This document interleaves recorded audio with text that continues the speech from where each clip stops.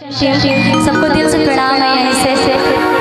और आज हम सभी उपस्थित हैं इस मंच पे, इस गांव में, और हमारे आदरणीय विनय अंकल हमारे सामने बैठे हुए हैं। और मुझे सौभाग्य प्राप्त हुआ कि वो मेरे सामने बैठे हुए हैं और उनके सामने मैं गाऊंगी। आज मैं बहुत ज़्यादा खुश हूँ। फर्स्ट टाइम मैं अंकल के साथ गाई तो मुझे बहुत ज़्यादा खुशी हुआ। और आज हम लोग यहाँ पे सभी लोग उपस्थित हुए हैं अपने पवन बाबा जी के बेटे की 27वां में। तो भगवान से यही दुआ करेंगे कि बाबा बहुत तरक्की करे, बहुत नाम करे, और हर जो सपने देखे वो भगवान हर एक सपने पूरा करे, और ऐसे अपने माँ बाप का नाम रोशन करें। तो आप सब भी यही आशीर्वाद दीजिए। और फिर हम लोग ये तो हमारा गाँव ही है, हम लोग हमेशा यहाँ पे आते जाते रहेंगे। और पवन बाबा का हमेशा आशीर्वाद प्यार मिलते रहता है, हम सभी को हमेशा सपोर्ट मिलते रहता है। जहाँ भी हम लोग रहते हैं एक गार्जियन के तौर पे हमेशा हम लोग के साथ खड़े रहते हैं। तो दिल से धन्यवाद पवन पांडे सर को, थैंक यू सो मच सर। और गायक भैया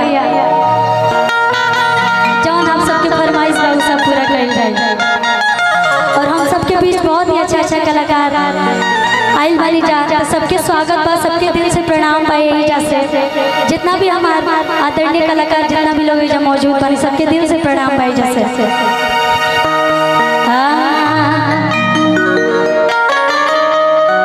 क्या बात है कि अरे चश्मा लगा के हैंडसम लगा तारा, साउथ वाला हीरो से न कम लगा तारा, कि तोहरे के दिल हम देहबे करे जातू तो एक बार जोरदार ताली बजा के आप लोग आशीर्वाद दे दिए और एक बार हाला करके बताएं कि अरे चश्मा लगा के हैंडसम लगा तारा, साउथ वाला हीरो से न कम लगा तारा, क्या बात है।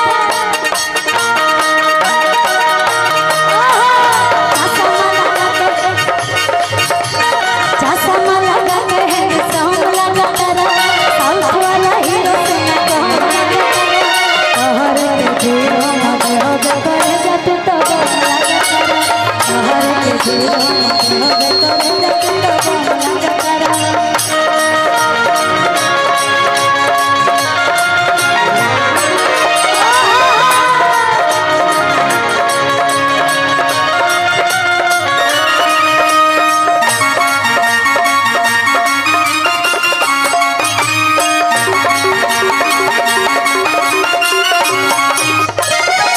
और हम चाहेंगे पवन बाबा एक बार मंच पे आ जाती तो बहुत अच्छा लगा। पवन बाबा जानवानी मंच पे आ जाती तो थोड़ा अच्छा लगा। अरे चश्मा लगा के सब लगा तारा, साउथ वाला हीरो से न कम लगा तारा, चश्मा लगा के सब लगा तारा, साउथ वाला हीरो से न कम लगा तारा, हरे के दिल हम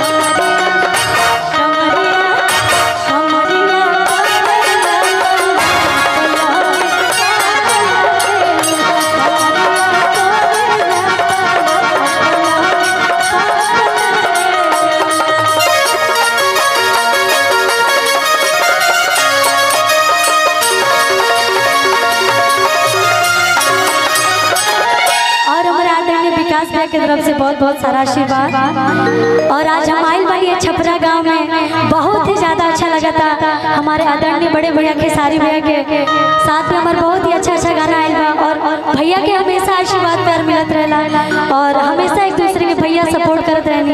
एक खातिर दिल से धन्यवाद भैया, ऐसे आशीर्वाद प्यार बनल रहो भैया। एंगा मजा नहीं क्या होते, पर थोड़ा झूम के सब कोई झूमिया नाचेगा। आज खुशी के दिन बा, ये मौका बार बार ना आवेला। तो एक बार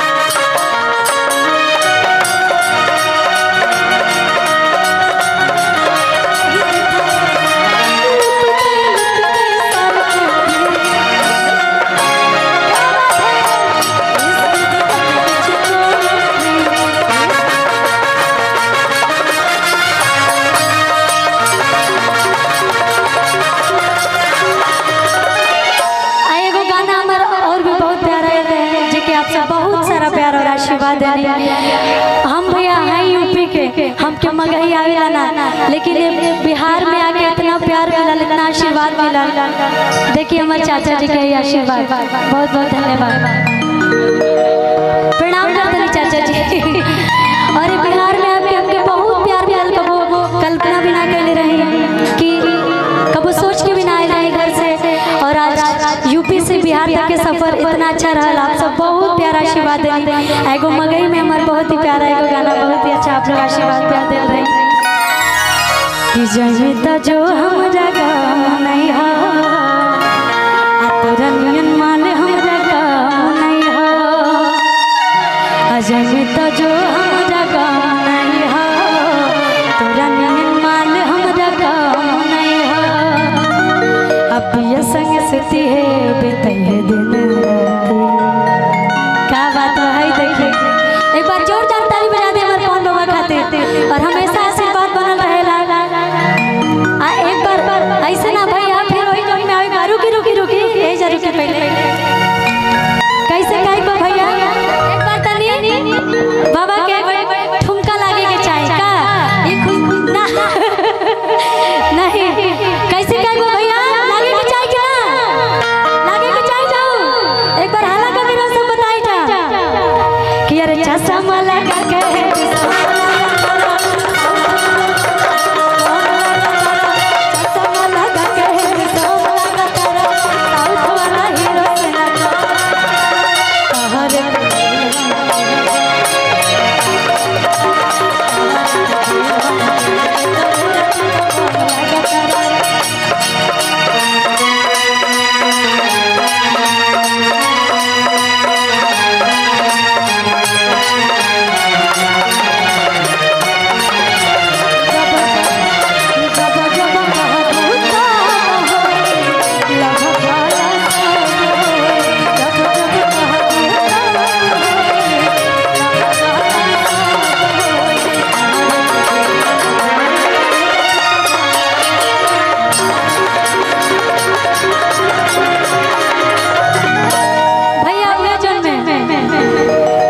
जमिता जो हमरा गाँव नहीं हो, तोरा माल हमरा गाँव नहीं हो। ए मुकुल कि जमिता जो हमरा गाँव नहीं हो, तोरा माल हमरा गाँव नहीं हो।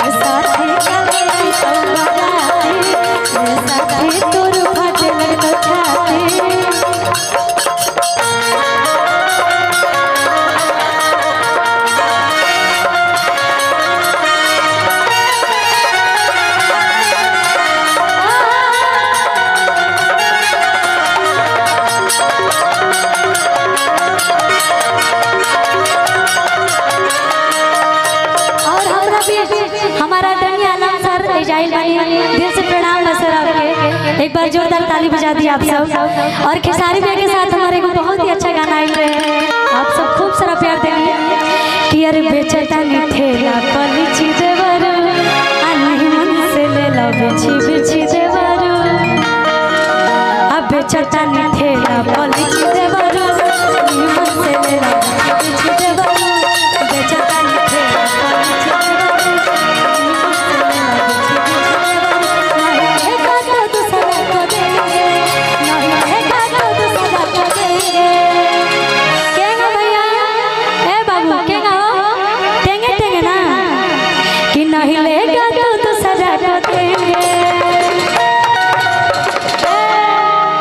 लेंगे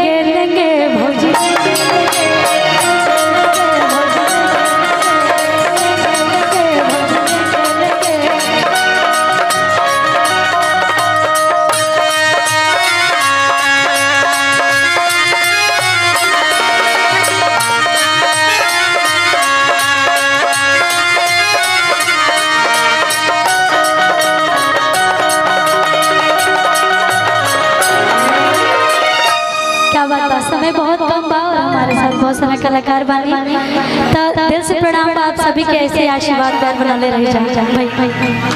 बहुत बहुत खूब